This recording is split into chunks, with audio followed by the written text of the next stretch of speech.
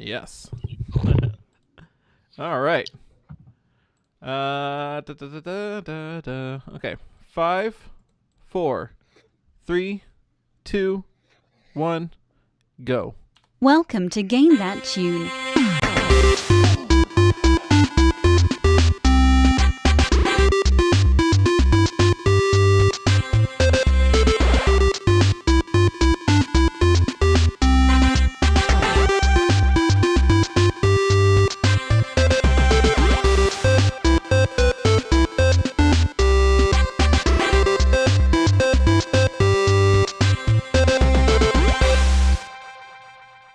Oh yeah! What is going on, everybody? Game That Tune is back in the house once again, and oh man, we're gonna have a great night tonight. It's your boy John Harrington here. We got John Regan with us. Say hey. Hey. And we got David Fleming. Say hey. Hey. There he is. And we got Jesse Moore. Say hey. Hey. All right. So, man, it is Game That Tune, episode 92. You know, we are just rolling along through our, Game That Tune 90s episodes. And if you're just joining us here on Game That Tune, we're going to listen to video game music. We've each got 3 songs from a game. We're going to try and guess the games based on the songs and a little bit of trivia, goof off, have a lot of fun, talk a bunch of junk, and, the winner at the end of the night plays their bonus tune and picks a theme for our next episode. And let's see. Let me give you the rundown of where we've been. Episode 91, David picked the theme of the 90s. And then I won episode 91, and I loved that theme so well. It was such a slam dunk theme that I decided to continue it for tonight's episode, episode 92. So the theme is once again the 90s. And as I was so rudely interrupted during my pop culture rundown of the 90s last week, I will now continue. So, moving on to 1992, in politics, the 27th Amendment to the United States Constitution was enacted to prevent members of Congress from granting themselves pay raises during their current sessions. That's pretty important, guys. How about those clowns in Congress? Am I right? How is it still so topical? Exactly. The number 1 song on the Billboard chart. Any guesses? Is it something? Smells like Teen Spirit. I don't know. Tears of the Clown. It's "I Will Always Love You" by Whitney Houston. Ooh, that is a fantastic jam. Oh, yeah. Top movies at the box office. It's a great year for Kid Me. Aladdin, a little movie called Home Alone 2, Lost in New York for the Christmas crowd. And also for the Christmas crowd, Batman Returns. Oh, yeah. Hell yeah. 1992 was the last year that both the Winter and Summer Olympics were held in the same year. And for me personally, this one's important. The spinner hubcap was invented by James Gregg of Tulsa, Oklahoma. That's fucking awesome. Those are amazing. And in random trivia, a shipping container filled with 28,000 rubber ducks was lost in the Pacific Ocean. And to this day, they are still being found around the world. And Johnny has just botched this whole intro by leaving. I think I saw his butt crack, too, which is very I did, too. That was remarkably rude. Look at my ass. Son of a bitch. What does he think I'm doing here? I also love that he was like trying to be very nonchalant and sent us a message like, "Hey, I got to step away for a second. Try to stall for time." And the first thing you do is call him out for leaving. Do you think I'm looking at the fucking chat right now? I don't look at that. What the fuck? Yeah, it's serious business. Game That Tune started. Yeah. I was literally 5 seconds. I was literally 5 seconds away from starting the music, and he ran off. So. Just say, 'cause if you were looking at the chat, you would see that Dire Crow, fan of the show, adds the MP3 file format was developed and released in 1992. Thank you, Dire Crow. You're a great contributor to the show. So anyway, John, as I was saying for this bit that I'm doing here, I think we saw your butt. Yeah, 1, your butt is showing. Oops. And 2, don't run away as I'm trying to complete this bit. So, in 1992, a shipping container filled with 28,000 rubber ducks was lost in the Pacific Ocean, and to this day, they are still being found around the world. That's so, pretty cool. moving on to 1993. Hold on, let me see. I think that's enough, John. That 1 year is plenty. No, come on, man. I got a lot of pop culture trivia here. No. Game 1. Finally.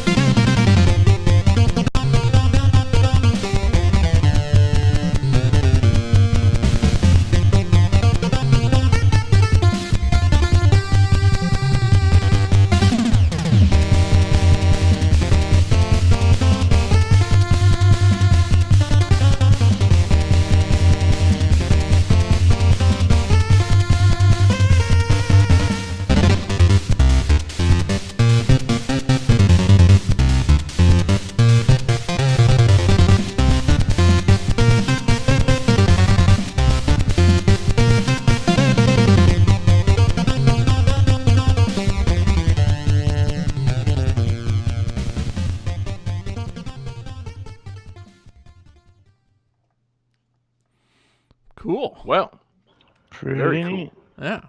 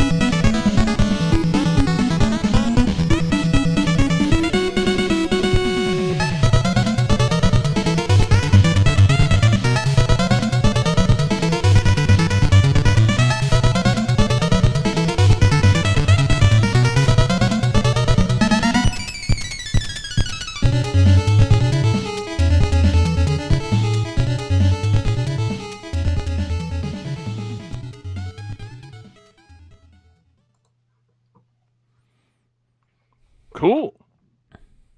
Yeah. So, who would like a little trivia for this game? Yes, please. I'm curious.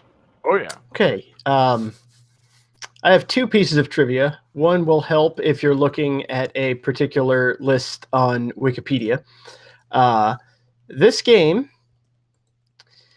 the box art for this game features the four main heroes fighting against an enemy who never appears in the game, which as a child pissed me off so much.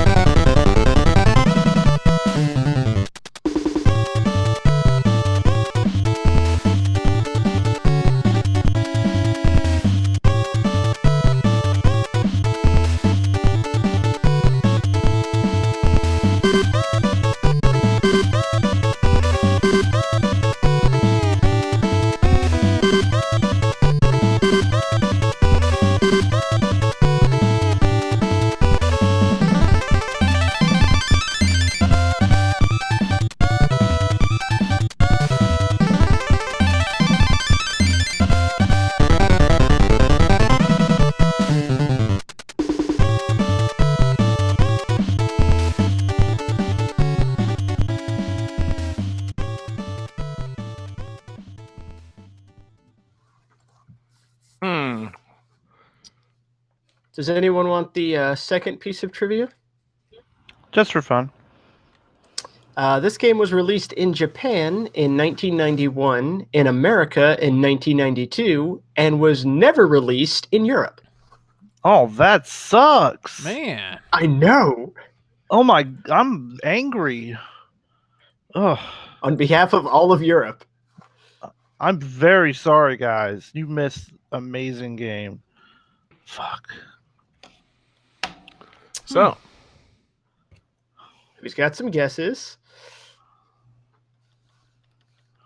Hold on. Jesse has his guess. Oh man. John Regan has his classic answer of a drawing of a penis. John Harrington and Jesse both say Teenage Mutant Ninja Turtles: The Manhattan Project.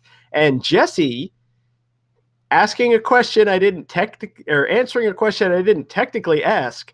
The character that the turtles are fighting on the box art is a Triceraton, the alien race that are like hybrid human Triceratopses. There's never a Triceraton in the game, and it pissed me off because I really wanted to fight one after looking at that box art.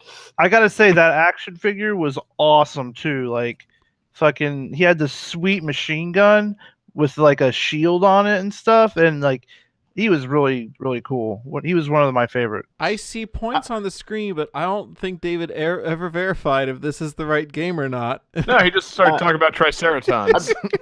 I thought I said they had the correct answer of Teenage Mutant Ninja Turtles Manhattan Project. didn't. I'm I sorry. will gladly- John and Jesse are correct. Thank you. Cowabunga! The longer I I go will gladly without harp sound back 30 seconds ago to verify that you did not say we were correct. the longer But I go knew that without, we were correct. There's a certain little sound in that last song that kind of let me know that we were correct. the longer I go without hitting that cha-ching, the more stressed I get. I'm like, come on, somebody tell me if it's right. Oh, you can't hold this man in suspense much longer. It's John's own personal version of speed. If he doesn't hit a cha-ching every 30 minutes, he will explode. Exactly. Yeah, thank goodness that me, you, and Jesse are playing the game. Otherwise, he'd really be fucked. But yeah, oh man, Manhattan Project. So this is the game where the Ninja Turtles develop the nuclear bomb. Whoa. Right? More or less. I mean, I have a vague recollection of this game. I mean, it's got a few different stages. They all take place at different nuclear facilities around the U.S. and Robert Canada. Oppenheimer's there. Yes, exactly. You start at the Oak Ridge facility, and then eventually you work your way to Los Alamos and Chicago and into Canada. And then I think the last stage is Japan. Yeah, that one's kind of upsetting. It's a really dark ending for the Turtles game. It's the other Turtles in time, right? The Turtles only, they go back to one time period, and that's where the whole game takes place. That's Big it, right? Apple, 3 a.m., 10 million BC. Japan, 1945. Oh, no, let's not touch that one. I know where this is going. The Turtles are about to ruin someone's day. A lot of people's day. Yeah, canceled Teenage Mutant Ninja Turtles 4 movie where they travel back in time to Hiroshima in 1945. No, I do have vague recollections of this game. Doesn't this game start off on the beach? Yes. You're in Florida. Yeah. And Key you West surf all the way specific. back to New York. Yeah, you do. You can't Well, surf in 'cause, Key West. That's not doable. Well, Okay. the Turtles have rocket surfboards. Oh, Yeah. So Okay. that helps. Okay, but before You do we get start to a ship, getting I think, at one point, don't you? Sorry? That's where you fight Bolt or what's his name? Chuck. In the first level, you fight Ground Chuck. Rocksteady, and then I believe you fight Ground Chuck. Yeah. Okay. Yeah. Yeah, before we start getting into like what is and isn't possible in this game, the plot involves Shredder and Krang like ripping the city of Manhattan like out of the sky and hovering it miles above the ground. So, surfing Wait. in Key West, It's Age of it's Ultron. probably possible. That's what I was going to say. It's Teenage Mutant Ninja Turtles Age of Ultron. Fuck yes. God, is it bad that I awesome. thought of Ninja Turtles Angel Island, like from Sonic 3? Yes. That is bad. But it's not at all out of character for you. So it's all good, bro. Yeah. So Shredder in this game is played by James Spader. James Shredder, if you will. uh, and yeah, he's gonna destroy the entire Earth and cause an extinction level event by slamming Manhattan back into it. Is this the game? I mean, I'm really confused like now. I thought it was the nuclear testing game, and now I think it's the Age of Ultron game. And based on the fact that it takes place, starts out in Key West, I feel like it's a rude awakening from the Turtles' gay vacation game. So this game could be anything. Like, no. See, you're thinking about Teenage Mutant Ninja Turtles on Fire Island. It's a very different game. see, it would have made sense if it started on Fire Island. That's in New York. Like, if they, but they had to surf all the way from Key West, the other gay island destination. So, those surfboards must have been going so fast. Like, I can't believe, Those are I mean, some of the science doesn't check out on that. Somebody should have been fired for these blunders. Those are some well-crafted surfboards made out of carbon fiber or some other crazy material that could withstand that Donatello kind of speed. does machines. Exactly. And in fairness, halfway through the surfboard level, they land on a submarine. That's where they fight Ground Chuck. But then they take a hauling-ass submarine, probably from like Myrtle Beach all the way to New York. I mean, there's just some hauling ass on, on the water in this game. But yeah, there's, it's really something, man. Why is Shredder like stealing the entire city? Is Carmen Sandiego in this game? Because he's evil? It's a Ninja Turtles beat 'em up. Something bad happens, so they have to beat the hell out of a lot of Foot Clan. Like, what do you want? What would you do with the whole city motive? you stole? Like, exactly. Like, do you yoink. Do you hold it for ransom? I would assume ransom or drop it somewhere else to destroy. Maybe you just want a sky city. I mean, come on. Maybe Shredder's doing the Dark Knight Rises thing, and he's going to give all the Manhattan people hope before he blows them up with the nuclear bomb that was developed by the Turtles in the Manhattan Project. He's going to let them live in a floating sky city. It seems. Or maybe he wants to start BioShock Infinite. Ooh, that's also a possibility. So we've discovered Teenage Mutant Ninja Turtles 3, the Manhattan Project. It is the genesis of every other video game. Sonic 3 and Knuckles, BioShock Infinite. Great game. Like, that was in my Nintendo a lot when I was a kid. Like, it had it's a great two-player game. It looked fantastic, on the NES, and like it was just a fun beat 'em up. It was Ninja Turtles too. I mean, everyone loves Ninja Turtles, especially back then in the 90s. This is also, if I remember, I think this is the only Ninja Turtles beat 'em up, because I know the arcade game didn't do it, and I don't think Turtles in Time does it, where every character has their own like special move. You push like jump and attack at the same time, and they each do something different. Like Leonardo spins around with his swords, Raphael like drills forward.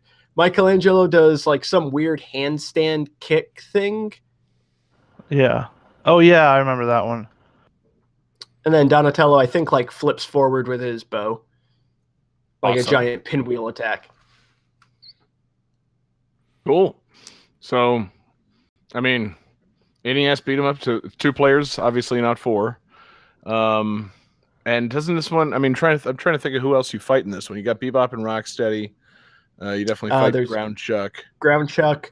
You fight Leatherhead, and I know you fight Toka and Razor too. Ooh, really? Do you fight Rat King? Maybe. I don't remember. I know there's a level in the sewer, and you fight like foot soldiers on giant Mouser robots, but I don't remember who the boss is. Yeah. So who's the boss in the Key West level? Is it the ghost of Tennessee Williams? We really need to go back to the Key West thing. I'm determined to make this a gate. Do you fight the rock dude, the Sergeant Rock dude? Probably. Yeah, I think you do. I'm trying to think. Cool. But yeah. Shit, David, you gotta tell us more things you love. So what about these Triceratons that gets you so bent out of shape? Are you just a huge dinosaur fan? Well, yeah. And I remember them from the action figures, and I remember them from the 80s cartoon, and I thought they were really cool because they were just like dinosaur alien people. And the cover of the game has them like all charging towards this guy with like a giant laser gun. It's like, fuck yeah, that looks awesome. And then they never show up in the game. And I know that because I rented this game a ton as a kid. And one day I finally I was determined and I sat down with this game and stayed up till like 10:30, 11:30 at night, which I was like 6 at the time. So that was late. And I sat down and beat this game, and you never fight the Triceratons. I was so pissed. Did you use the code at all, or? I didn't know the Konami code worked on this game, but it does. Okay. Did you know the Triceraton code? Yeah, you should have heard that one. Yeah. I think you have to plug it in with Sonic and Knuckles. Yeah. The code that reveals the secret Triceratons or lets you play as 4 different Triceratons. Oh my god. You know. Teenage Mutant Ninja Triceratons. Exactly. That's what the T's actually stand for. Triceraton Mutant Ninja Turtles. Wait, what? So it's just like Triceratons with shells on their back? Yeah, Cowabunga. Cowabunga. That sounds cool. Triceratons in a half shell. Triceraton power. Tonight I died on Triceraton soup. I mean, come on. This What is a is a spin-off of Meat and Happy. Triceraton? Yeah, God, I love, man, I love being a Triceraton. Triceratops.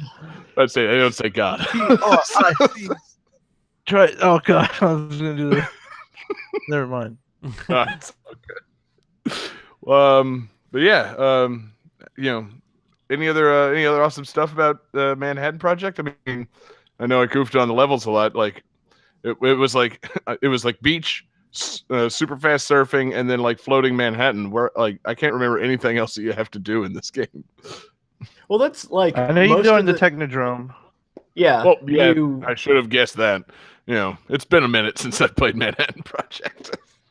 Yeah, because you start on the beach, and then you go onto like a boardwalk, and then you do the surfboard, and then you're on the submarine, and then you go into Manhattan, and there's a bunch of levels there. And I remember when you first start in Manhattan, like the city is floating, and like in the beginning, the sidewalk just kind of drops off. And I remember checking to see like if you could actually jump off, and you can, and it will kill you. I definitely remember like getting a game over at that just to testing it and being pissed. Yeah, and then you go into like the sewers. I know there's a section that I always thought was really cool where you end up fighting on rooftops at night, and they have like giant neon signs for the Foot Clan, and you can knock people into the signs and it'll electrocute them. Cool. Yeah, this game was really good. I was gonna say, let's see. Does anybody at any point fall down a manhole and say something like, "Who turned out the lights?" or "This Something cave like is that, creepy"? Yeah. Which is stupid because they fucking live in the sewer. Like, Yep. it shouldn't be creepy at fucking all. That's like the one thing about these turtle games is It's been a long time since we sewers, they get discussed all that, but fucked yeah, up. falling into the sewer really should replenish the turtles. Like, they should just Well, be that and, really like- happy to be home. Every time that they fall into water and they like get damaged or lose health or whatever, it's like, but you're turtles, you're semi-aquatic. Like, Yeah. what? We all saw the ending of Teenage Mutant Ninja Turtles 2. They survived because they jumped off the dock into the water while big sexy Kevin Owens killed himself using that boardwalk. Yeah. Yeah. That's what happened, right? That is the final boss of the game. You fight Shredder, and then he turns into Super Shredder, and you have to Really? fight Super Shredder. Yeah. Oh yeah. Hell yeah. God, I never made it awesome this I'm far. telling you, this game's awesome. Oh yeah, I mean NES Turtles games. It's right at my kid alley, but I feel like I just never made it far in any of these games. So, yeah, awesome, man. Great tunes. Obviously, Ninja Turtle tunes. And yeah, a total blast. David, anything else on the Manhattan Project? No, I've been wanting to use this game for a long time, and once it hit 90s month or 90s time, it's like, hell yeah, it's time to bust out Manhattan Project. Indeed, it is. There's hardly anything more 90s than the Turtles. So I say cowabunga, and Johnny, shall we keep it going? Sure. Game My 2. most polite cowabunga.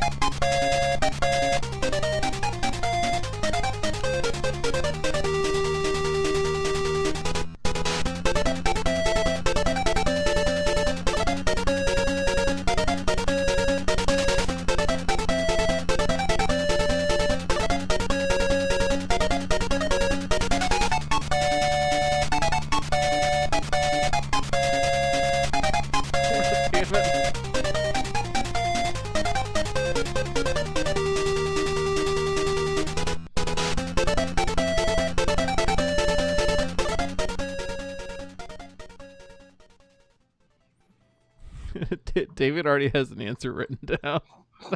That is not surprising at all. God damn it.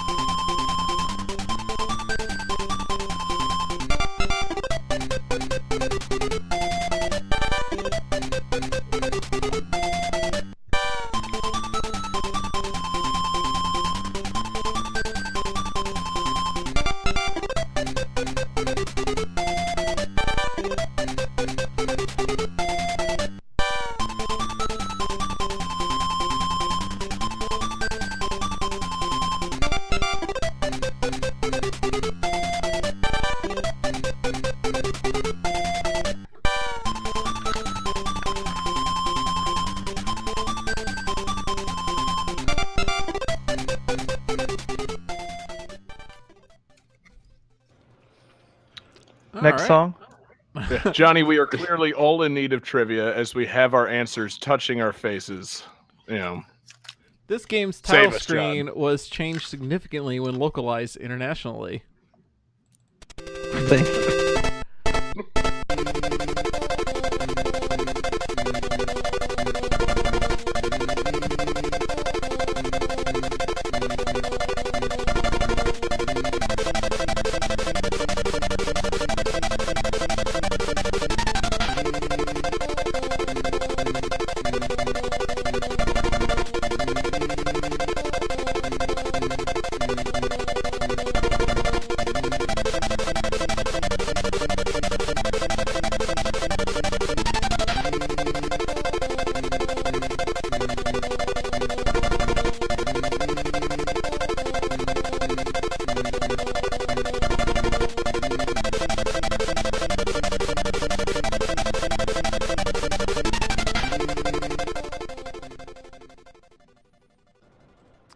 Man, I tried to pick the tunes that didn't have the obvious themes in them and thought I might trick you up, but I got my finger on this hat trick button now.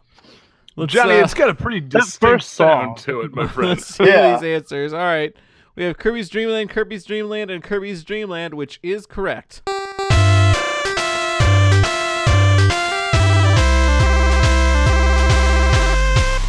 This is Kirby's Dream Land for the Game Boy, the first in the long-running series. I was going to say, you know, easy trivia for this one. This is the first game in this series. Yeah.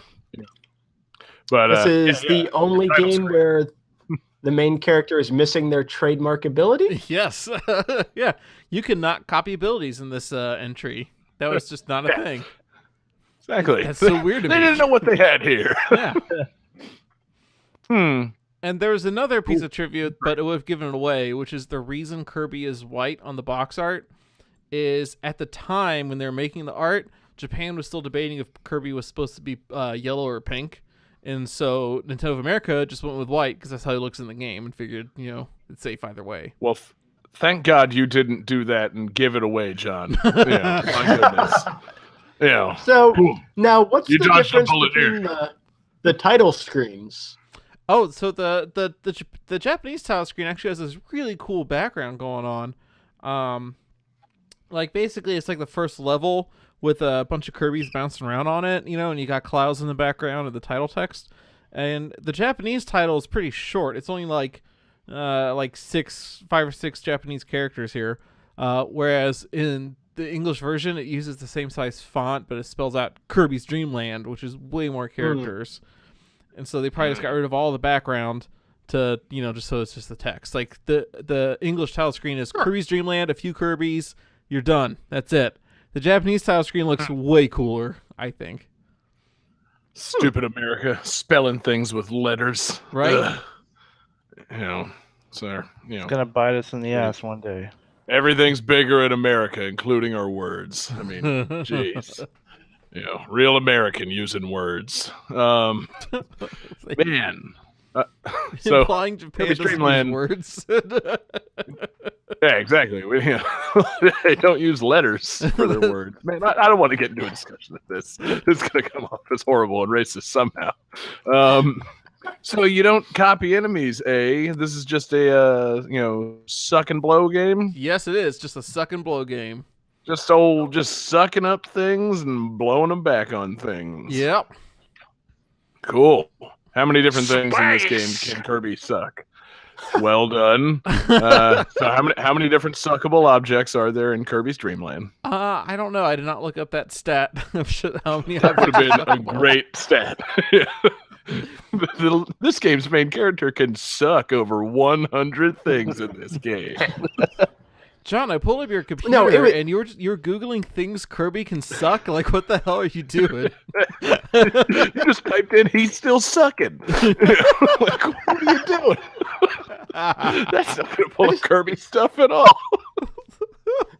Not just like, it's like, yeah, Kirby can suck up 100 things. It's a game on Game Boy. Like, he can suck up 10 max.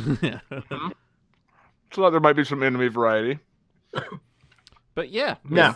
the original Kirby's Dream Land, which I don't know if you ever played it, but you can beat this game in like 30 or 45 minutes or something. It's pretty quick. You know, not a lot of replay value. I'm appropriate not for gonna a lie. handheld. So it's pretty quick for sucking and blowing. God damn You it. can finish quick. Yeah. So much sucking and blowing that you finish quick. But according to Dire Crow, Yes, there's it's got over 40 named enemies in this game.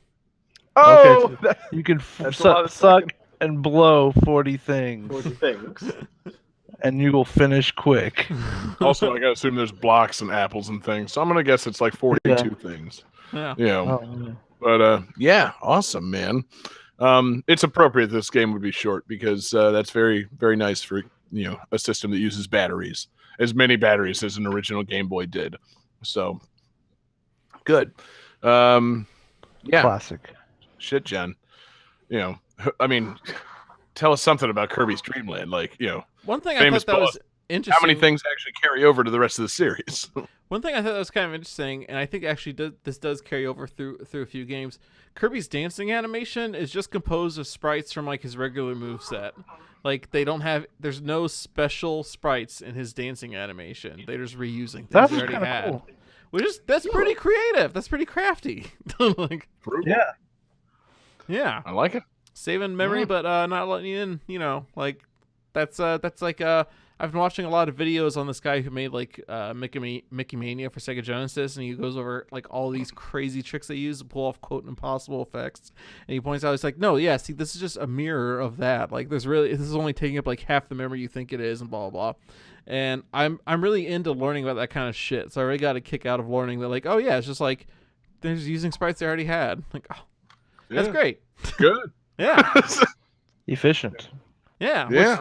Yeah. It's just like their cars. Like everything in Japan is just efficient. It just makes sense. So this came out in '92. How quickly did they crank out like all these other Kirby games? Because I feel like Kirby just showed up and then they were all over the place. Yeah, like, cool. Because Kirby's Adventure was '93, I think. I forget when Dreamland 2 came out, but not long after that. It was probably like '94, '95. Like Cool. once they turned on the Kirby machine, like it was going. Yeah, exactly. Something about they just kept sucking. It's kept Yeah. blowing Who out were the Kirby games. Who were the bosses? Because there was Wispy Woods, there was Kracko the Cloud, and I know there were at least like 2 more. I True. believe DDD was a boss. Well, yeah, Well, but good thinking, John. The Let's- tree, of course. Let's see here. Category: Bosses in Kirby's Dream Land. We almost named all of them. There's also Lo and La La La. Hell And- yeah. oh right. And Balls with feet. and Kabula, which is like some kind of flying missile thing. Oh, I forgot it. Where you turned into like the scrolling shooter part. I forgot about that. Yeah. Oh yeah. Kirby For always some does reason, that. I always forget about Kabula. Yep. Classic Kirby move, turning into a different kind of game at some point and fighting what looks like an angry blimp. Yeah. Happens all the time, all right? Sounds like Tuesday. Damn it. Damn it, Jesse. For you, the day you fought an angry-looking blimp was the most important day of your life. But for Kirby, it was Tuesday. Man, I wish Raul Julia was still alive to play Kirby in a live-action movie. That would be fantastic. It's so good. Oh my god. Who would play The King Pax DDD? Persona. Yeah, man, who would play DDD if Raul Julia was Kirby? Who plays King DDD? Duh, Jean-Claude Van Damme. Okay, I was thinking maybe Christopher Lloyd. Steven Seagal. Yeah. I'm going to kick John that son of a bitch Kirby's ass. John Cena. Oh, that's also yeah. Oh, Oh man, God. I mean, Like, DDD actually, is yeah. a wrestling ring, so that works. Like, man, I would love to see John Cena dressed as a penguin, and not like in Surf's Up too. I Man. don't know. He does have that big hammer. Maybe he should be Triple H. That'd be pretty awesome. Exactly. He's going to hit you with his hammer so hard that. Wait, no. Triple H doesn't talk What are you? like that. That was doing. We're all over the place here. John's not reigning in this Game discussion 3. at all. Who would play Krakow? Krakow the cloud with an eye. Yeah, I just imagine Christopher Walken. Steve Buscemi. Ooh, these are both good. John, just do an No, impression no. of Christopher Walken speaking a line of dialogue as Krakow the cloud with an eye. I'm gonna zap you. That's it. That's all I got. Good, man. That was a lot better than I was expecting, to be honest. Yeah, no, I was expecting a lot less. When I your was kinda expectations are low, John beats them sometimes.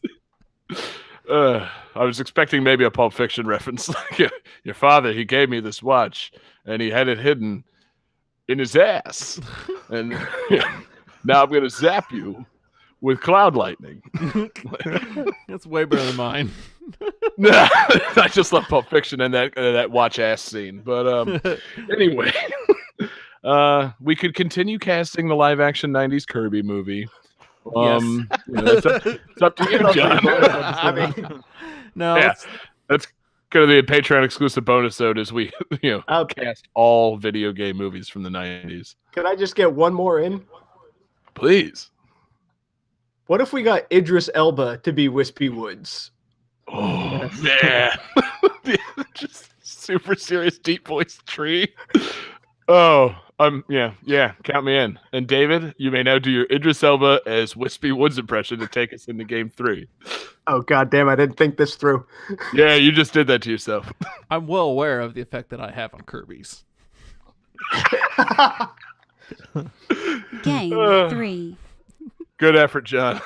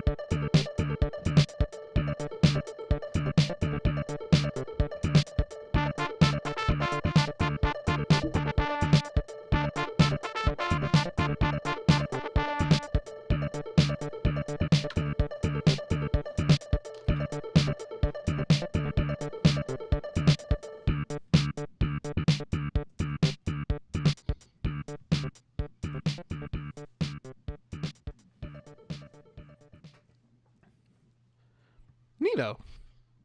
Yeah, I like it.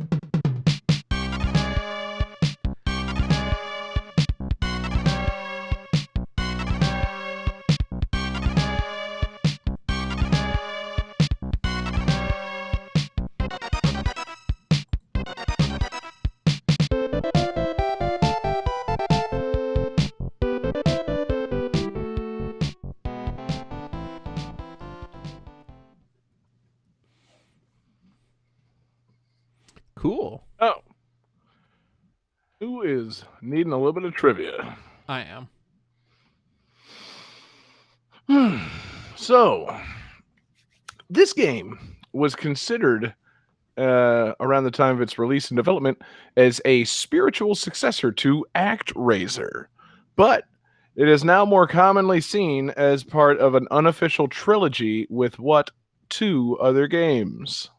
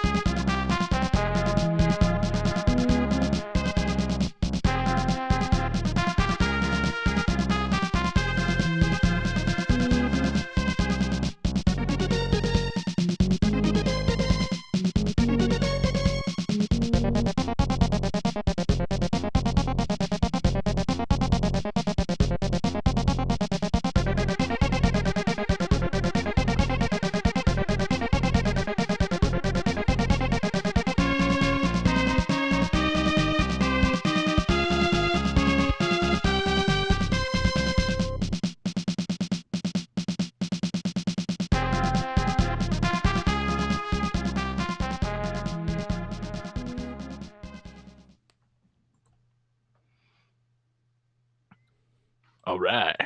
So, anybody feeling good? Nope. No. Hide it, Jesse. Jesse's cruising. This is not Cruising USA. Close though. Oh, damn. Yeah, it's a lot like Cruising USA, really. In fact, I think that's one of the games that this is a spinoff of, right? It's the unofficial sequel. God, I had a really good dude. guess until I saw that it came out in America. Well, yeah. Man. Johnny, I'm trying How to you think of doing? something funny. I can't. Oh, Just God, I got one other nothing. it's all right, man. You should try and win the game sometime. It feels good. Wait. Kinda Yeah, did. but I don't know this I at know. all. Like, I got nothing. All right, flip them. Johnny says Mega Man for Game Boy, the first one. That was an answer last week. David says ActRaiser 2, which would make sense as a spiritual successor to ActRaiser. Jesse's got the correct answer, however. It's Soul Blazer. Yeah. Also known in Japan as Soul Blader, which is also a pretty cool name. But Blazer's way might be better. about roller skating. If you added a D, it'd be Soul Bladder. Exactly. Yeah, and that's a whole different game. So yeah, man. Jesse, did you ever play Soul Blazer? Nope, I just looked at 1992 games, thought SNES, and guessed at something fancy looking. What an interesting thing to Google. What a lucky guess as to the year. I know. Yeah. But yeah, Soul Blazer is they thought it was originally going to be kind of a spiritual successor to ActRaiser because you're playing as like a deified guy down on Earth helping people out, kind of like an ActRaiser. But More then like it a Soul eventually, yeah, exactly. You're blazing souls, man. You have to collect 420 souls. But yeah, it eventually was basically seen as the first game in the trilogy with Illusion of Gaia. And then the final game in that trilogy is Terranigma, which never came out in the United States. And unless we do something special, will never be featured on this show, which is a damn shame. It's a fun game. But yeah, man, Soul Blazer is pretty dope. You go around, it's just like a dungeon crawling game. You're a deified guy who's got a blade on which you can use to release souls. I'm just gonna try and say soul and blaze and blade as many times as possible. So is it kind of like Dark Souls? It is. If there was more blades and blazing. No, right. Amazing. No, it's cool. It's like you go down. The story is that like some evil king made a deal with the big bad of the game, in which he traded all the people in the world for money. And so the king's got money and all the people are gone, and it's just this desolate world. and you have to go into these dungeons and clear out the monsters. And as you clear out these like monster layers, they're just little portals that just keep on spawning monsters. You know, you kill like 5 monsters, the layer is sealed, and it puts people back into the world. And so then you can go back to like the little towns and start interacting with people. Oh, that's cool. Yeah, it's interesting. Like, it's an interesting way to, you know, put the story out there. But yeah, and it's, you know, you're playing as this guy, and you can, you know, not only talk to people, but you can talk to every living thing. And so, like, when you defeat certain enemies, it'll release like, oh, it released the guy who operates the mill, so that, you know, the water wheel starts turning, and this happens. Other times, it's like you released a goat, and you can just go talk to a goat. It's like, hey, I'm a goat. Thanks for releasing me. Like, oh, you're welcome, mysterious goat. Like, and yeah, it's a really fun little game. I was playing it for a little while before the show, and like, I totally want to go back and beat the whole thing. Because has anybody played Illusion of Gaia? Anything? A little bit. Somewhat series. I know of it, and I would like to play it, but I have not. Right. Well, you know, it's got similar like gameplay to Illusion of Gaia in terms of like the dungeons and things. You're just going around defeating all the enemies in a certain area, and you know, it unlocks more things. Illusion of Gaia's got a much more clearly defined aesthetic and story, and you know, completely different setting. But yeah, Soul Blazer, you can see like the you know, how it's like a proto Illusion of Gaia. The dungeon crawling and the enemies are pretty fun. So yeah, it's cool. It's got this really frustrating magic mechanic where like you get magic from other like deified beings who have been down on Earth, and they turn into like a ball of light that rotates around you the entire time you're walking through the dungeon. And I'm like, you know, it'd be cool if I just could shoot a fireball wherever I wanted, but you have to fucking aim like, you've got a ball of light rotating around you, and it shoots in the direction you're facing, but it doesn't just shoot out from you, it shoots out from that ball of light. So like, it's a really frustrating fireball shooting mechanic. It's an odd little thing. They were trying a lot of weird little things in this game. But you know, it's a cool game. It's got, you know, cool dungeons, and you know, fucking you know, wacky monsters, and like the fucking I don't know, classic, you know, just weird attitudes towards humanity that other Quintet games have. I mean, like, a lot of dark shit happens in ActRaiser, and then like there's allusions, that's allusions with an A, to a lot of dark shit in Illusion of Gaia. And then there's illusions. Do you mean illusions of Gaia? Are there? Oh man, you know, there's so many. I can't even talk about them all. But yeah, like, there's just, you know, I mean, the whole thing is the king traded all the people in the world for money. Like, yeah, that's pretty dark, and probably says something about some guy's philosophical opposition to money and capitalism or something. I don't know. It's just a fun game. The villain has one of the best bad guy names that I feel like needs to return in like comics or something as somebody else's name for a better thing. The big bad of the game is Death Toll. Pretty That's dope. A pretty name. great name. Not bad. Yeah. After like Justice League, and they've got the whole, you know, everybody with like, you know, Steppenwolf and Darkseid. How about Death Toll? Like, 1, it has the word death in it. 2, death toll is already a phrase used when, you know, telling about how many people die in some kind of tragedy. And 3, a toll is something you pay with money. So like, he paid money for death. You know, it's a reach, but I'm telling you, man, this name's got layers. You know, this game, man, it's got some stuff to it, man. It's deep.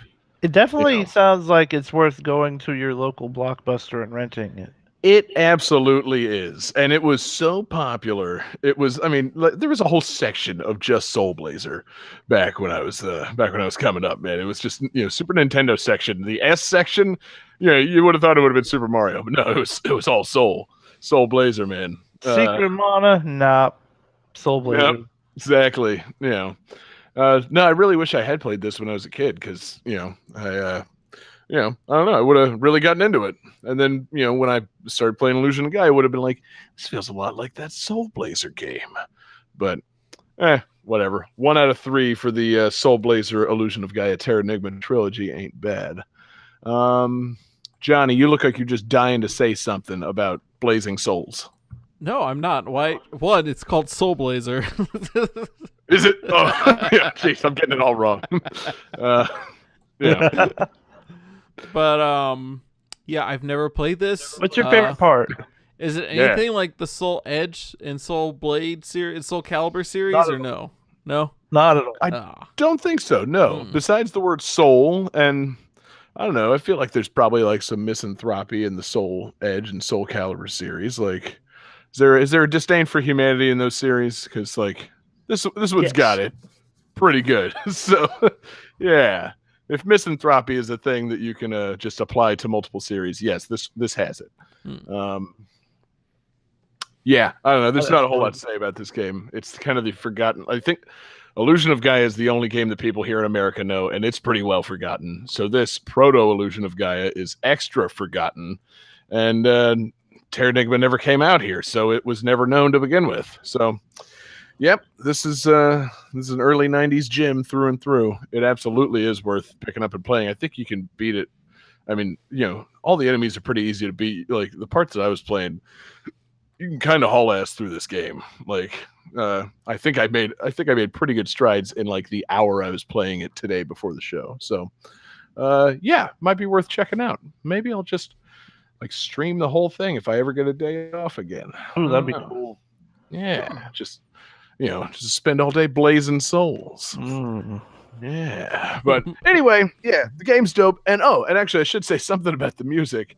That first music is the dungeon music. So like, it's this, it's kind of like ActRaiser. It's got like the organ-y type music, and then you go into the first dungeon and it's playing like slap bass, like funk music for the whole thing. I'm like, well, that's unexpected. Like, I thought this was a kind of a medieval setting and something else. Like that really caught me off guard. So good. Yeah, and the whole game has a lot of weird slap bassy stuff for its like dungeons and boss fights, and yeah, it's weird. Yeah, I think that's ultimately the point of this game. It's weird. The music's good and weird, and yeah, it's nobody remembers it, but I don't know. Maybe they can bring it back someday. But in the meantime, let's just continue blazing souls and move on to the next game there, John.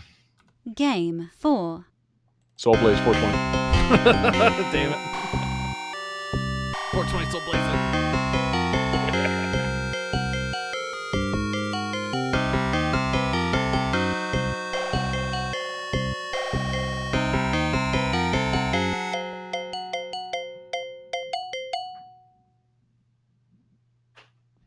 Oh, that was fast. That was only 20 seconds. Wow.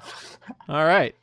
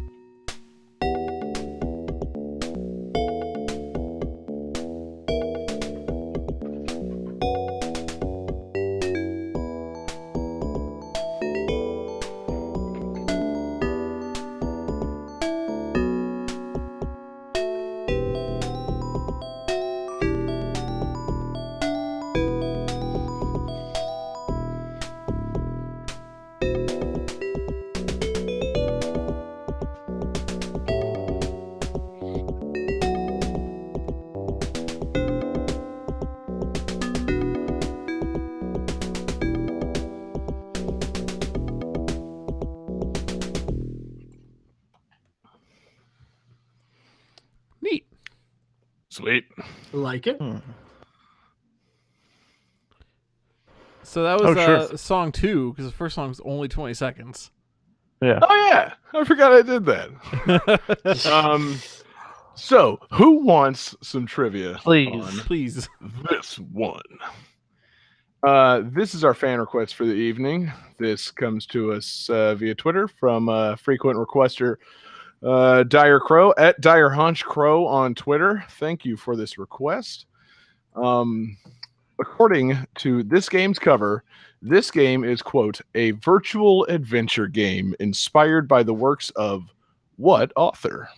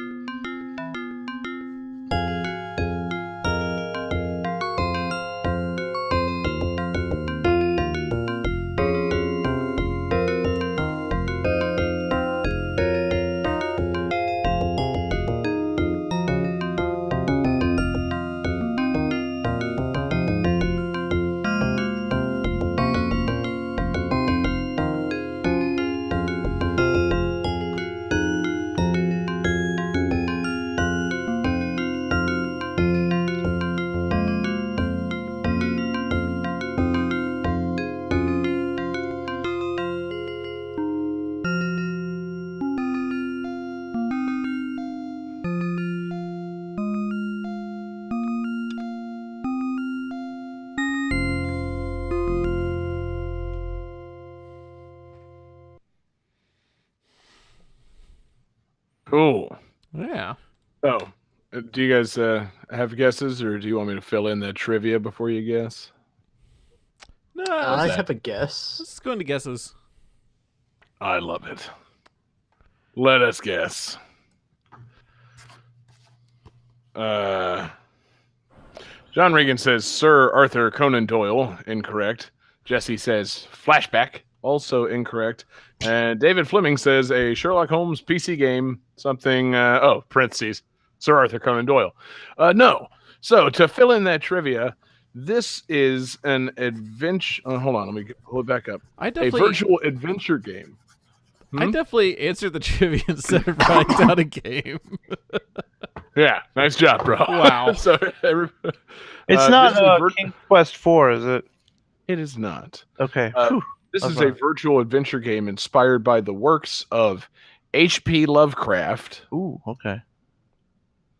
It's Alone in the Dark. Call of Cthulhu? Oh, okay. Ah. It actually briefly was going to be licensed with Call of Cthulhu, but they decided not to let it use that license. So it became Alone in the Dark. Originally released in 1992 for MS-DOS, and then later in 1994 on CD-ROM. This is a game that happened. Man, who here busted out Alone in the Dark back in the day? One of the first ever survival horror games, possibly the first ever I survival. was gonna horror say, game. wasn't this like a kind of 3D game at the time? Like it was pretty like what's the word? Like cool at the time. It was pretty neat. That's the word. It's what's that thing? Good. Groundbreaking. That's yeah. the term. It is, John. Actually, you're right. This is one of the first games that used like 3D polygonal characters. They were set against like still backgrounds, so it had like fixed camera angles and things for when you're moving around the house. But yeah, it's one of the first survival horror games, and it's one of the first games that uses 3D polygonal models. And it's kind of a groundbreaking game in those respects. Other than that, I obviously have never played anything in these series. As much as survival horror is a thing, it's not really a thing for me. John, you're the big survival horror guy, so help us out here, man. Tell us about Alone in the Dark. I've never. Yeah, what's your played it. favorite part?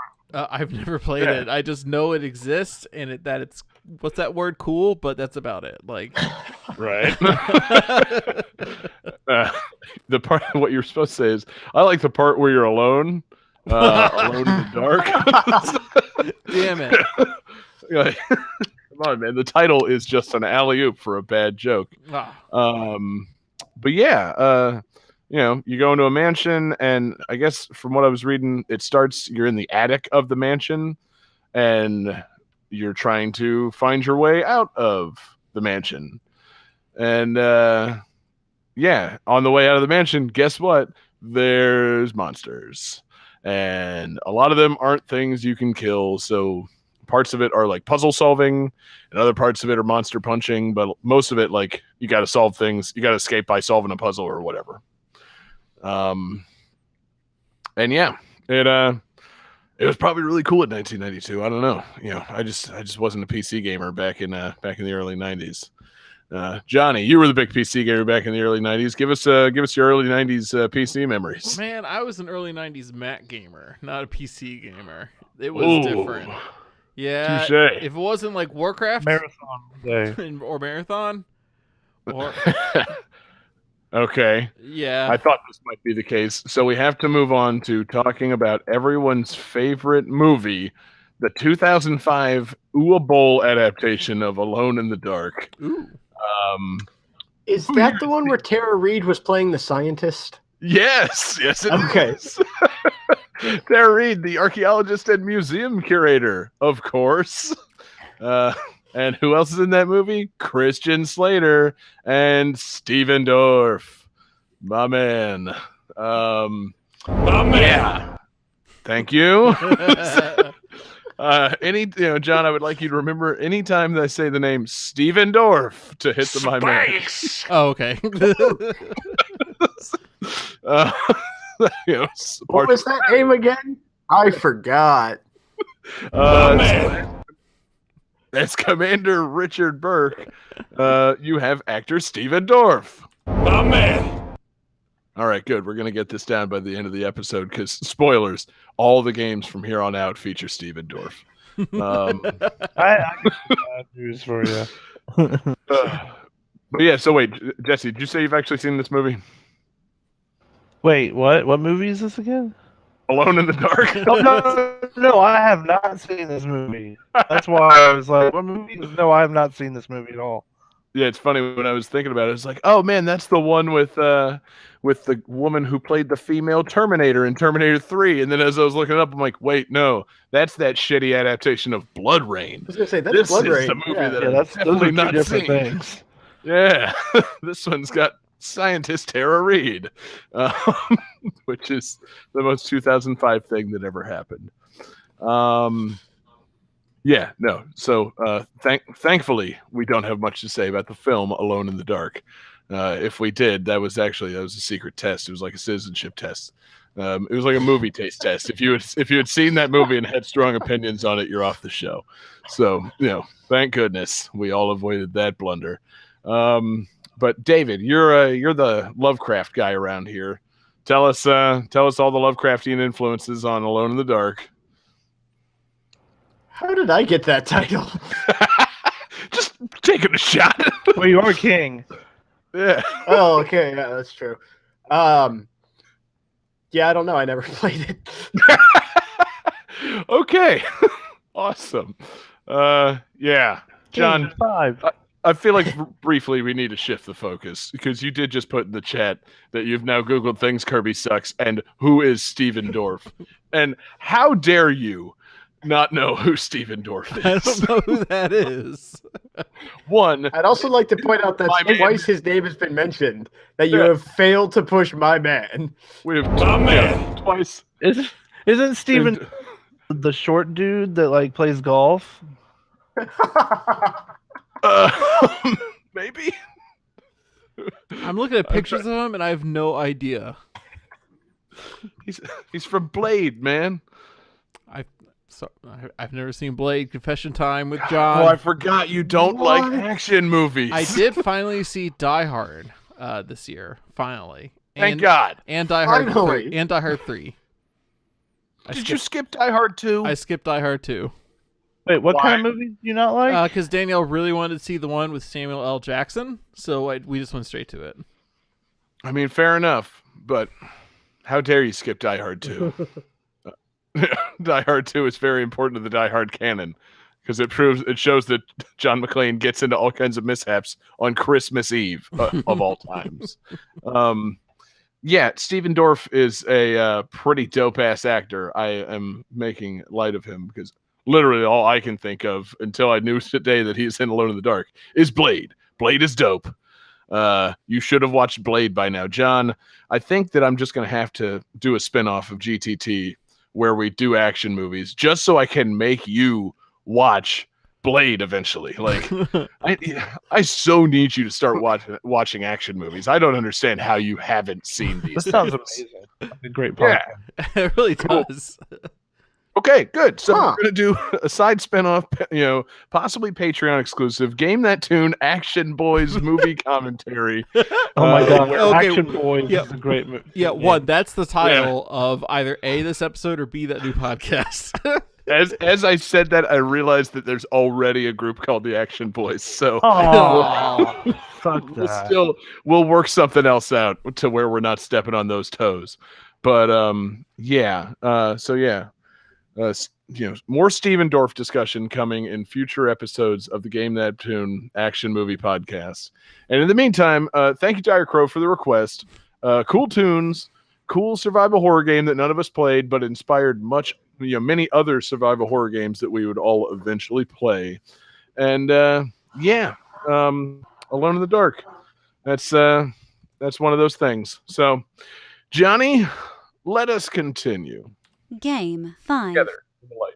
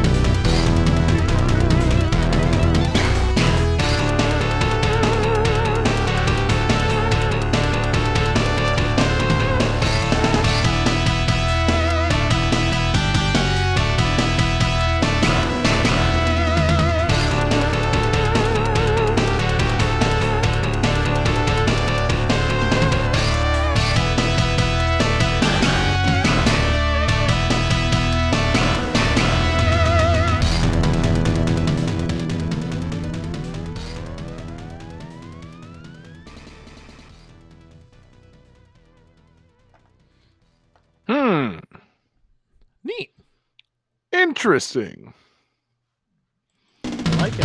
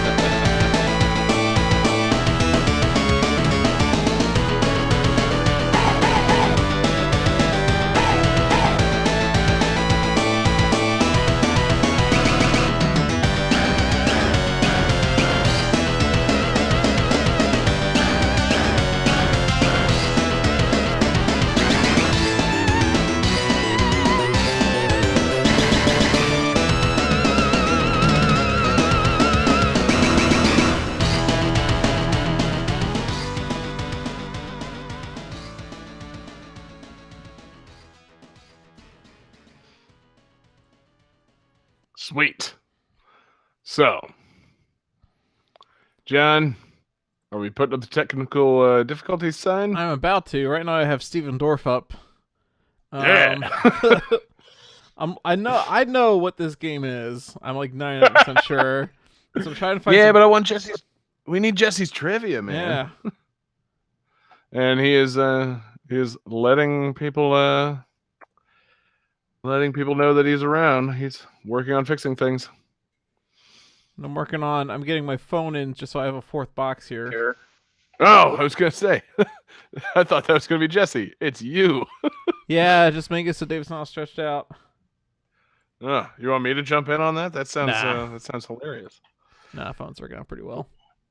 All right, cool. So got Steven Dorff holding it down for Jesse. Awesome. Well, So let's all talk about our favorite Steven Dorff movies.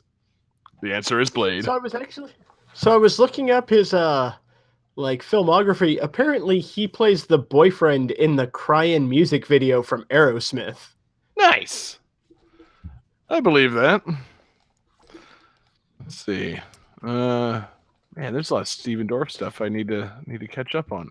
1996, Space Truckers. Hello. A little movie called Fear.com back in 2002. Yeah. Ooh, he was in World Trade Center. Pass. Oh yeah, he was in Public Enemies, that bad gangster movie. Man, he really needs to do more things. thrilling content. Yeah, he does. Yeah, where we all read Steven Dorff's filmography. He was on one episode of the new Leave It to Beaver in 1985. That's awesome. I guess we could talk about Die Hard and my thoughts on it. Maybe a little preview of our upcoming new podcast. John, I would love to hear your thoughts on Die Hard as a first-time Die Hard watcher. My God. One, I love it. Yeah. Yeah. What's his face? The guy who plays Hans. What's his last name? Grumman? Oh, Alan Rick. Reginald Hans Bell Gruber. Johnson. Hans Gruber. Wait, what did you say? Reginald Bell Johnson. I don't think that's right. Paul Gleason. No. Robert Davi. God damn it. No. The guy that plays Argyle. Sorry, I'm 4 beers in. Help me out. What was the name? What was the name? Bonnie Bedelia. Alan Rickman. Alan Rickman Hans Gruber. was great as Hans Gruber. He's the voice of God in Dogma. Severus Snape. And that was his first movie, I think, right? Yes. That's Yes. so crazy that he didn't get into acting until that age, and then he like nails it. You know what I mean? Like this bananas. To He was me.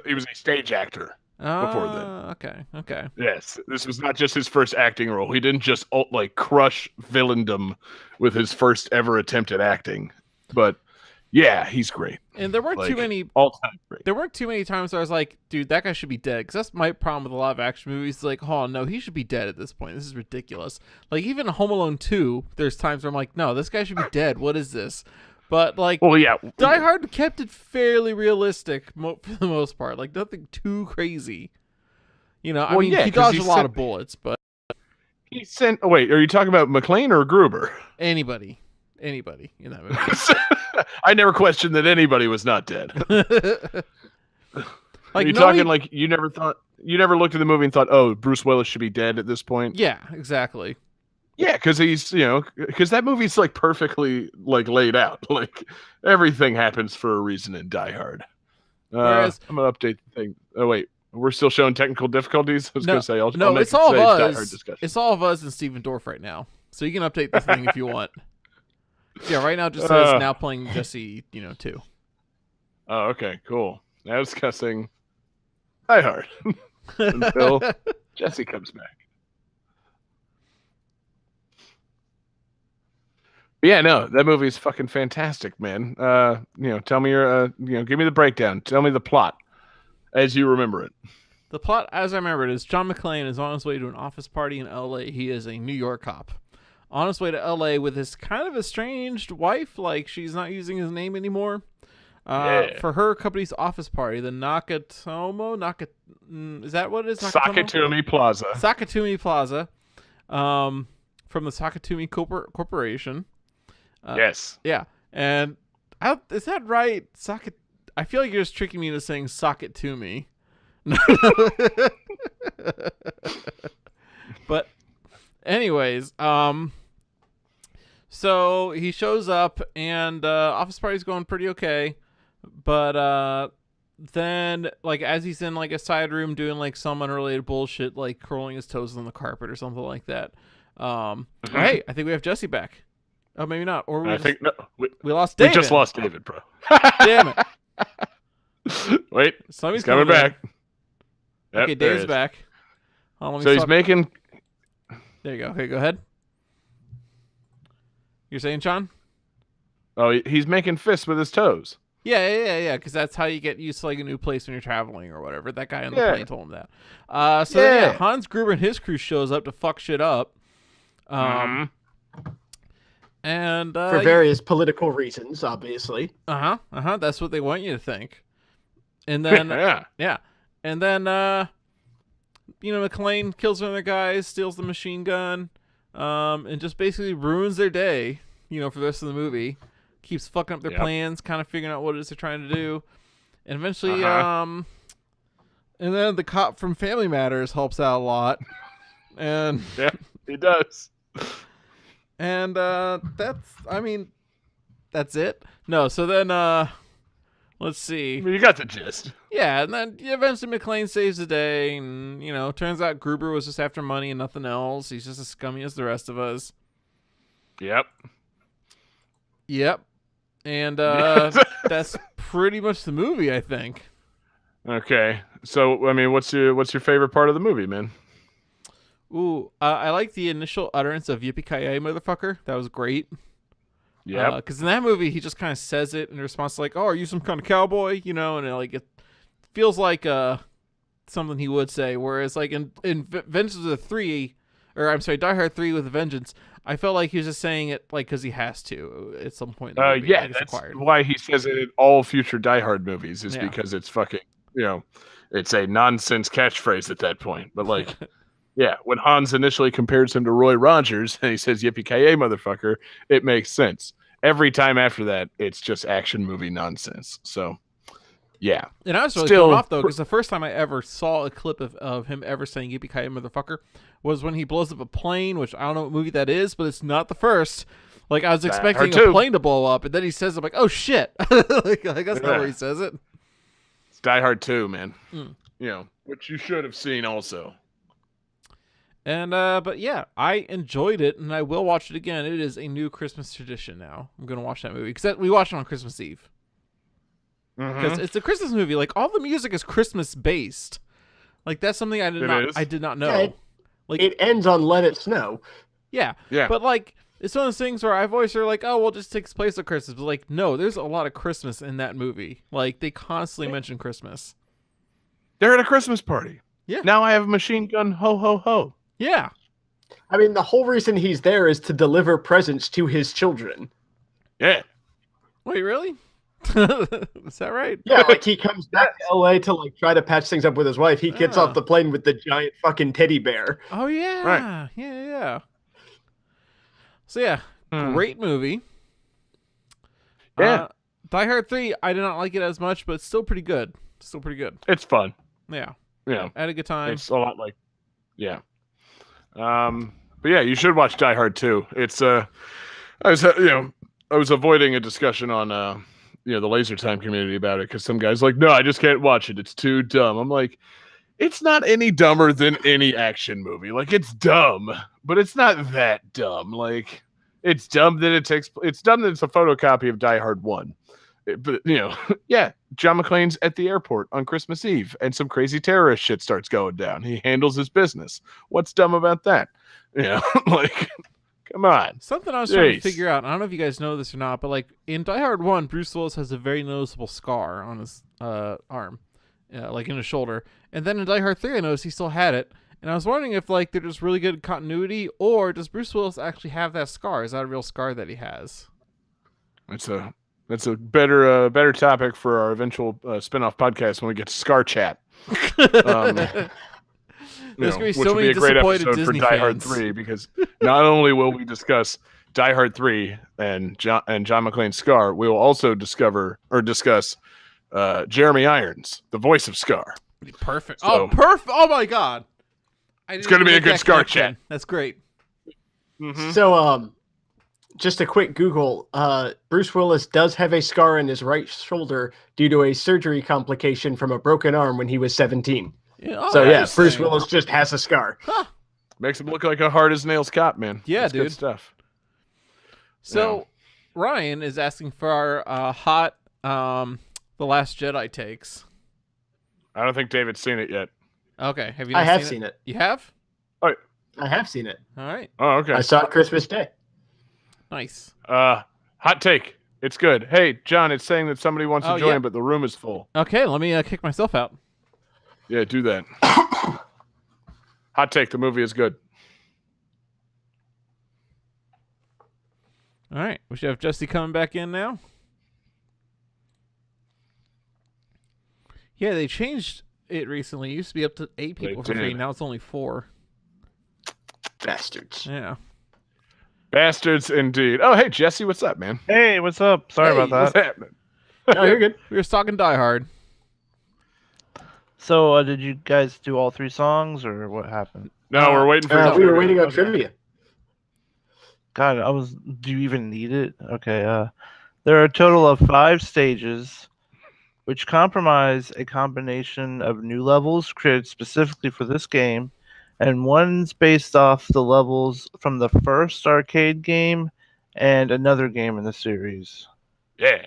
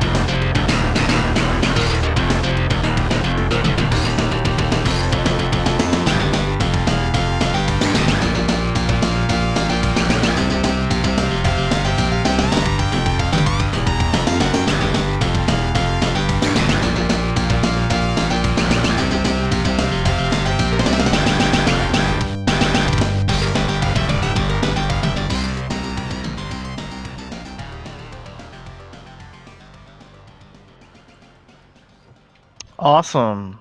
Well. Yeah. All right, this is interesting because I think this was easy.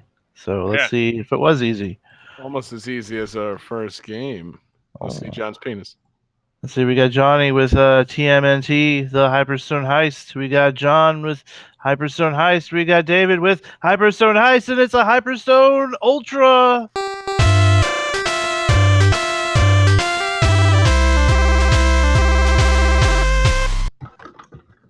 So Hell yeah.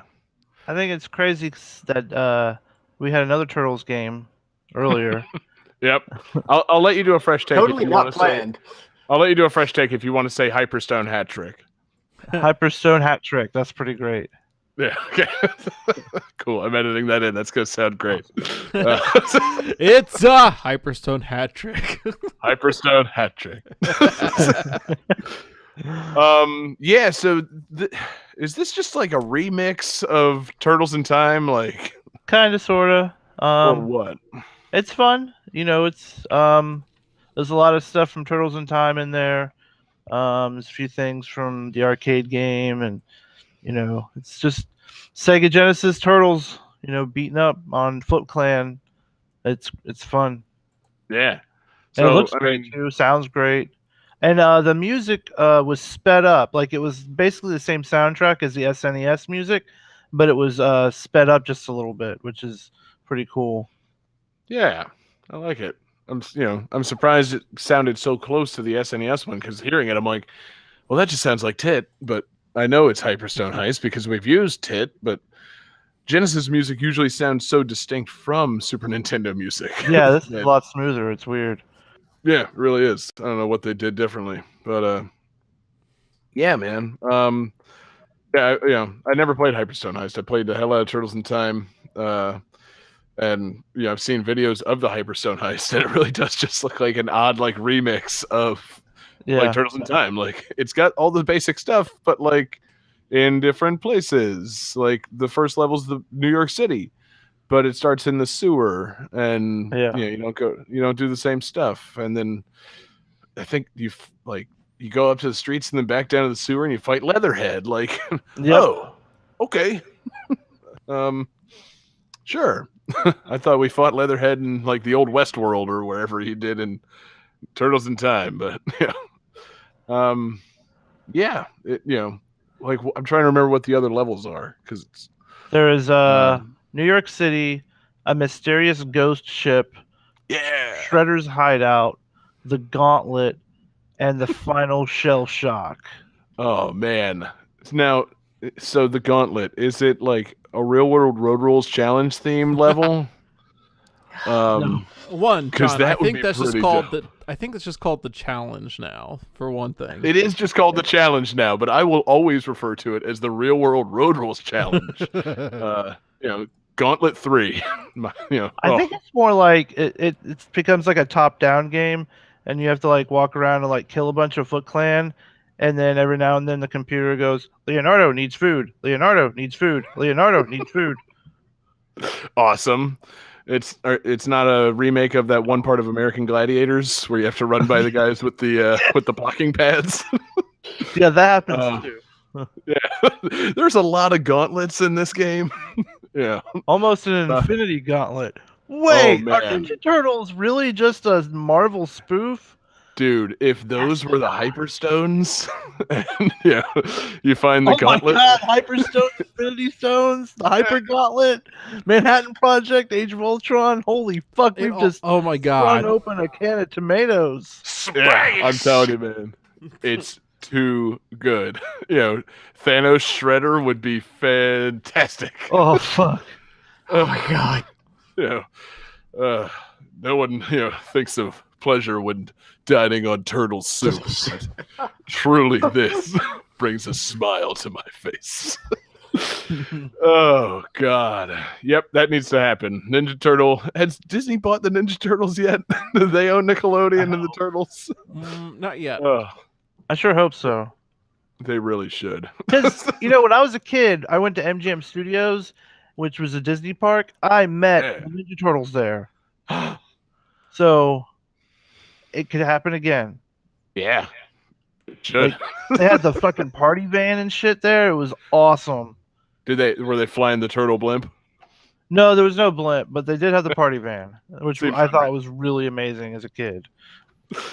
It'd be pretty great to see a real world like creation of the turtle blimp. Like that thing's just too cool. It'd be the most impractical into a building. I know, that's what's so great about it. Like I thought as a kid, it's like they're flying their own blimp. That's amazing. And now I'm like, that is the least effective form of transportation. Like it makes a great toy, but man, the turtles were stupid to take that blimp places. April's been kidnapped. We gotta get to her in 6 hours. Yeah, to the Zeppelin.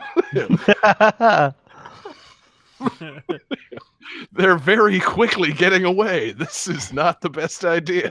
They run to the blimp. It's only like it's in the process of filling up. Like they can't even take off yet.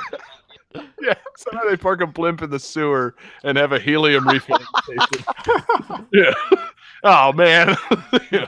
How does nobody know we're down here? Good God. Now he's got me imagining like a blimp coming out of the sewer, like popping off the sewer cap and like squeezing its way through it. You hear that like balloon rubbing sound, like. People just standing around like, what's going on? Like, the hell's that? Just blocking traffic for hours. for like an hour and a half. Also, I'd like to take this opportunity to formally request that the next Free Play jingle has John Regan saying, it makes that balloon sound like... We got some great clips. It's a hot clip. Oh my God. So Turtle Blimp, not real, sadly. And probably not featured in this game. From what I recall reading about this game, I keep saying just remix of Turtles in Time, but like it is a lot like that, except you can't throw things. You can't throw foot soldiers towards the screen because I guess Genesis couldn't do the sprite scaling.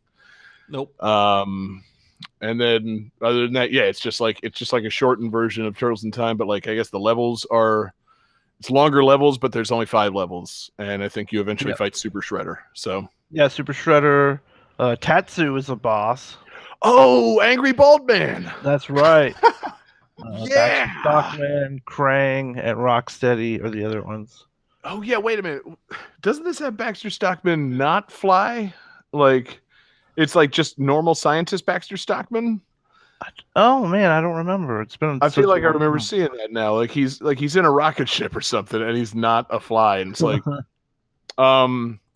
the fuck wants that? Like, if I'm gonna fight Baxter Stockman, it either needs to be a fly, or I guess nowadays it would be Tyler Perry.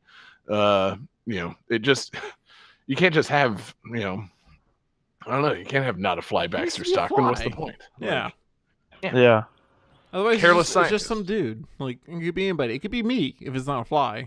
You would actually be well cast as Baxter Stockman, John. I could see you turning into a fly very easily. It would, My man. that would be really good casting.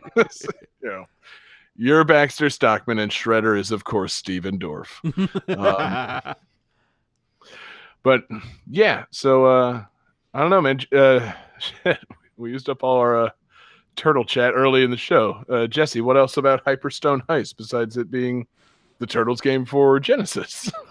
I don't know. I just, I was thinking, and the Turtles are one of those things that I think you guys might have the same affection for them. Oh, I do.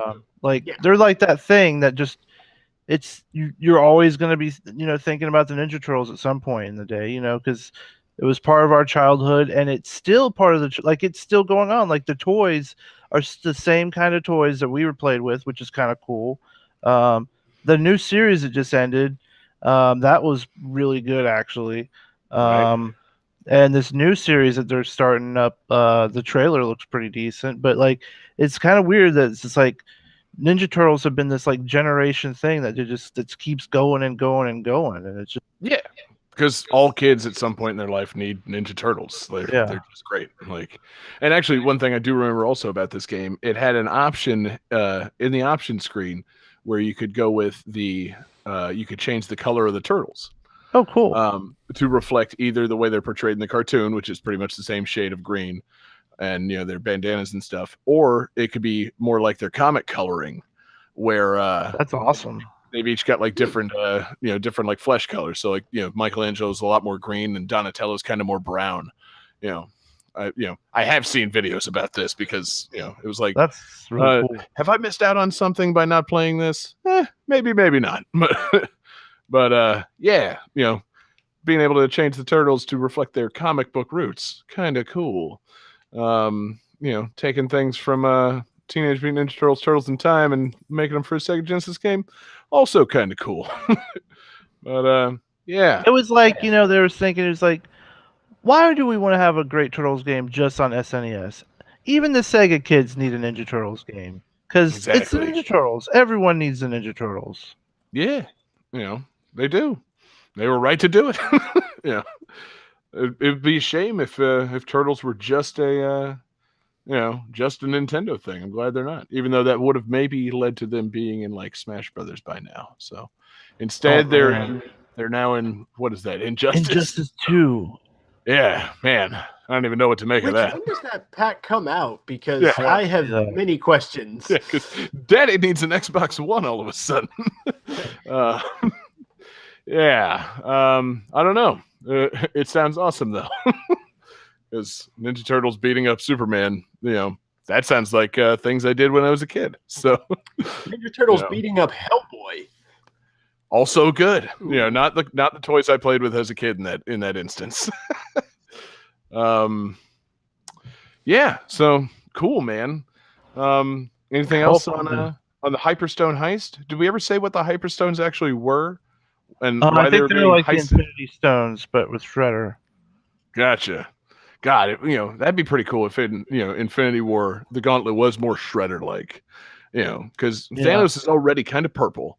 So like if you just kind of make it more of an outfit thing, I mean really Thanos and Shredder are a lot alike. I feel like with the power of the Infinity Stones, you could change the way the Gauntlet looks to make it look like a big like Shredder thing. Bingo. Because I mean you control space, time, everything, so why not? Yeah, exactly. Once you find that Gauntlet changing stone, it's on. So awesome.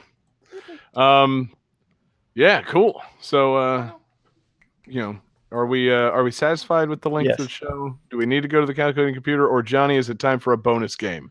I think we can go to the calculating computer. Let's do it. All right. Let's see here. Let me change this from not the one we used last week. Sorry, usually I do this before the show, but I got distracted. Good thinking, John. Yeah. Let's see here. Let's load up this one. We haven't used this one in a while. All right. Calculating computer activated. Computers. Beeps. Space! Boops. Scoring complete. This Classic. game's winner is...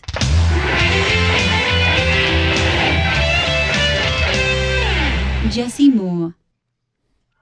Yeah. Cowabunga. Yes, cowabunga indeed. Great game tonight, Jesse. Yeah, it's fun. Yeah, scored a lot of points. You brought us a second TMNT game for the night. That earns you a 90s win. So, hell to the yeah. We had a tie between Jesse and John. However, Jesse titled his bonus tune Jesse Bonus Best Worst Song. Oh man, it's bad like wow. Like that's what he named the file tonight. So I'm giving it to Jesse because I'm very curious about what this is. Yes, I have to know I now. also uploaded no bonus tunes, and now that I know that Jesse has chosen TMNT, I'm really crossing my fingers that we've got some Vanilla Ice bonus tunes taking us home. But first, Jesse, you must choose a theme for our next episode. I mean, we've been having so much fun in the 90s, and we're still in episodes that have to do with 90s, so let's just keep it in the 90s. Jesse, that's a fantastic idea. My man! Yes, my man indeed. You've read all of our minds. So, continuing our trek through the 90s next week on Game That Tune. Fantastic. So, And I'm sorry, I just want to jump in to clarify. It's the 90s as a decade, right? oh yes. Any game from the 90s? Okay, cool. Mm-hmm. Yes, All the right. 1990s. Yes. Okay, cool. We didn't clarify that last week. Thank God no one chose anything from the 1890s. Yeah. Really dodged a bullet on, backgammon. I got close or- to picking a game from the 2090s, but I thought that might freak you guys out a little bit. Decided not to do it. Oh, dude.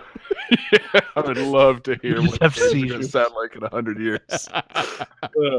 Oh, I'm sorry. I can only hear this in the implant inside my head. Shit, this isn't going to work for the show. You guys can't hear in the man. 8th dimension yet? Damn it. You guys can't smell that music? Smell that tune. Oh, man. But anyway, thanks everybody for listening. Thank you to our live viewers. We had a lot of good chatter in the chat room tonight. So if you want, be sure to tune in live. We're live every Wednesday night at 9 p.m. Eastern. Twitch.tv/GameThatTune, Facebook.com/GameThatTune, and YouTube.com/GameThatTune. And then we are in podcast form the following Wednesday morning. So check us out in your podcast device. Be on the lookout for our new upcoming action movie breakdown podcast, Scar Chat. That's bound to happen for real. So that's the next podcast from the Game That Tune crew. And then, Scar Chat may, however, become a Patreon exclusive. So you should check out patreon.com/GameThatTune. It's the home for our fun exclusives. We've got mixtapes galore and, free play jingles that you can use as ringtones. And, by helping us out on Patreon, you're improving the show. We're all getting new microphones and new headphones and better setups and shit. So, check out patreon.com/GameThatTune. We can always use some more help. And thank you to our Patreon super fan tier producers, Alex Messenger and Lance Revere. You guys are fantastic. Cowabunga dudes. And then, we love taking requests. Thanks again to Dire Haunch Crow for the request tonight. You can send us requests, gamethattune@gmail.com, or find us on Twitter @gamethattune, or you can slide into our individual DMs. You can find me on Twitter @jgangsta187. Find John Regan on Twitter JPReganJR. Oh, yeah, you can find David Fleming on Twitter DFD Fleming. And you can find Jesse Moore, this week's winner. And I forgot to mention that he makes dope-ass Fire Pro wrestling videos, and those are all over our YouTube channel. And he's got new ones coming soon. You can find him on Twitter Sega_legend. Hell yeah. So, Jesse, you've got the bonus tunes, man. I'm really interested to hear what these are. Oh, man. So, in 1990, I bought a little cassette tape called Ninja Turtles Coming Out of Their Shells. And so I picked the song Cowabunga because I think they're all rapping, and it's that weird rap that's not good, but you keep listening to. Uh-huh. So, let's Cowabunga. Cowabunga, indeed.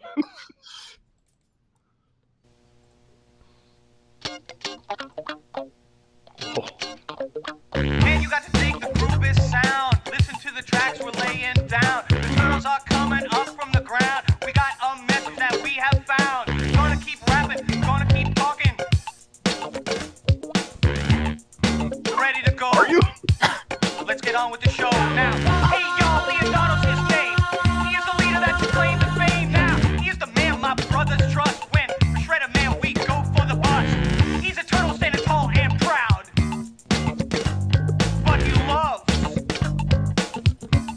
to rock the crowd. So he put down his weapon, he picked up an instrument. Different kind of message is what he implements. Then he say, you got to keep pushing the envelope. Cause if you don't, you'll wind up a dope. Cause when the going gets rough, the going gets tough, the winners are the ones who say it's never enough. Now, are you listening to what I say? I am still a mutant turtle in every way. But tonight,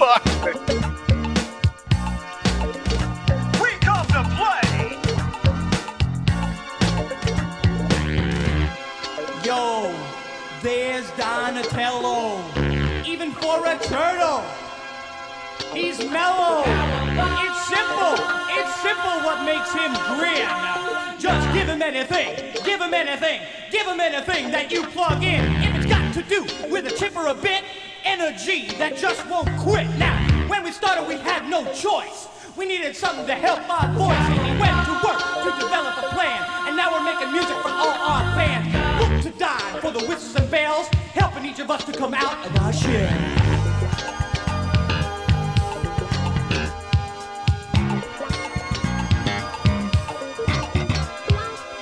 I'm the one they call Michelangelo. Let me kick my story, just say so. Born like a pet, just like the rest of them. I grew up wild, party with the best of them. Living loose, living large. With my humor now, I'm in charge. It's not that I'm crass, not that I'm rude. It's just that I'm a naturally humorous dude. Turn up the volume, baby, let's pump it. I see the Foot Clan, man, you know I thump it. Cowabunga is my favorite word. I use it all the time, or haven't you heard? I'm out of control, wild and crazy, hazy, baby, a little bit lazy.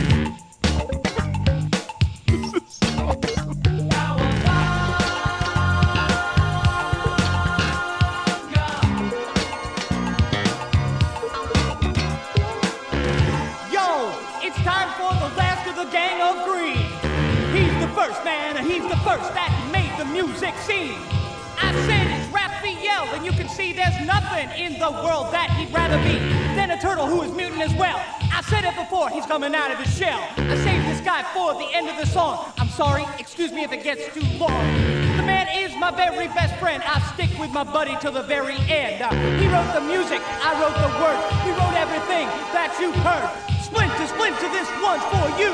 You were the first who said we would come through. What do you do when you can't think of a rhyme? Personally speaking, it's ending time. What the fuck? Awesome.